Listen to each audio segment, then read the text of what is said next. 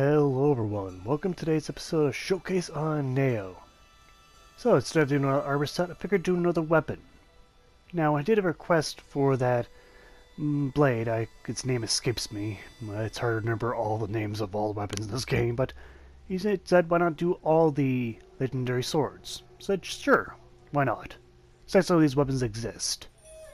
Now where to find them is a bit of a enigma because these are random drops, but no matter. I still have this blade. Now for its name. Oh dear.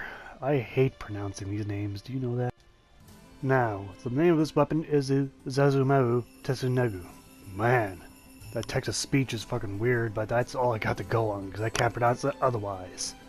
I'm pretty sure both that text of speech and me have butchered that pronunciation.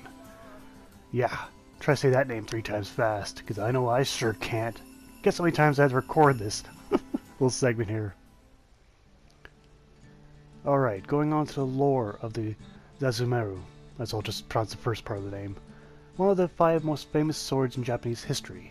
Fortunately, 1,000 years ago by Nioh Tsunetsugu. Man, it's hard pronounced.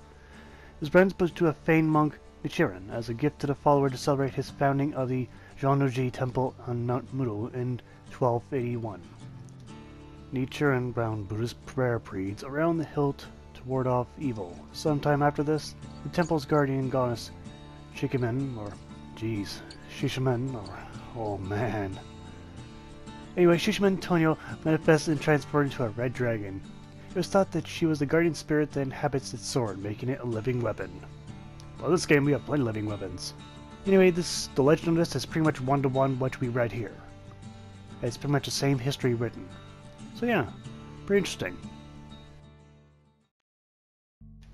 Moving on to the stats of the Juzumaru. Now, like the Rikiri and the Monochika before it, it has an element effect on it. All the legendary swords do. The Monochika had lightning. This one has earth. Now what does earth do? Well, it causes the muddy status, and the muddied status doubles the key damage you do to that opponent. So to be honest, I'm not sure if it's really suited on a blade. I know on spears it's incredible. Same thing goes for axes.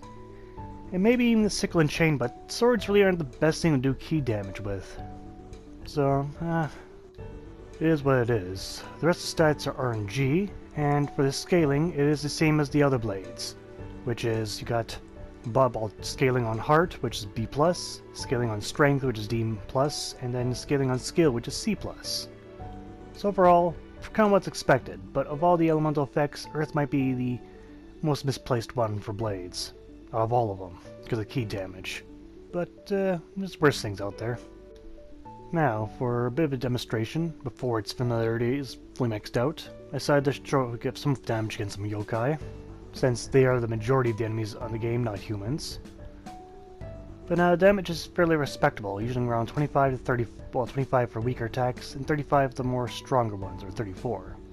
For the elements anyway, the base damage is not being paid attention to here. And here it is, fully maxed out, for familiarity anyway. The Earth is the interesting one because it goes from 11 to 16. So it is slightly stronger, well, it may be based on the level, mind you. Because again, it's so hard to tell, because I don't have 2 of these, I only have the 1. And where I found it is, again, I couldn't tell you. Because I pick up 500 weapons, and if this is one of those 500, I can't recall where I grabbed it. And chances are it was RNG, if not a mission. But no matter. So otherwise, the scaling remains the same, it's just simply a small boost of damage. So familiarity does not really make the weapon OP, or it doesn't make a dramatic improvement, but simply is there. Now using the weapon against humans, when fully maxed out, surprisingly you could tell that either my stats are good against yokai, or it's just more effective against yokai, because I'm getting roughly the same damage. So it's interesting. But yes, just having familiarity with a weapon, it's not a big deal. And the money status is nice. Mostly very useful against bosses, perhaps. But against casual enemies, could be better. But no matter. It's just still a good weapon nonetheless. It all depends how you use it. Alright, let's move on to some pros and cons of the Juzumaru. Pros, you do have the Earth Elemental effect. And I guess I should mention it, that it does look very different compared to other blades, visually, because it has a nice blue tint. Alright. Now for cons, well I guess I could say it is a poor choice of elements for this sword. Yeah. Because the moneyed status for key damage is good against with spears and bigger weapons, but it does okay with swords, but it could be better. But oh well, it's minor. Now for the scaling, it will be the same as the Munochika's, and there's no significant difference here, so it's a 6 out of 10. Effects though, I'm going to give a 4 out of 10, because as much as the muddied status is good, it's just not that great on a sword. It's more suited to the more ranged and heavy weapons, or ones with heavy DPS. For Misk, I'll give it a solid 5 out of 10. Because again, it is still a legendary sword, so it's better than at least the average sword.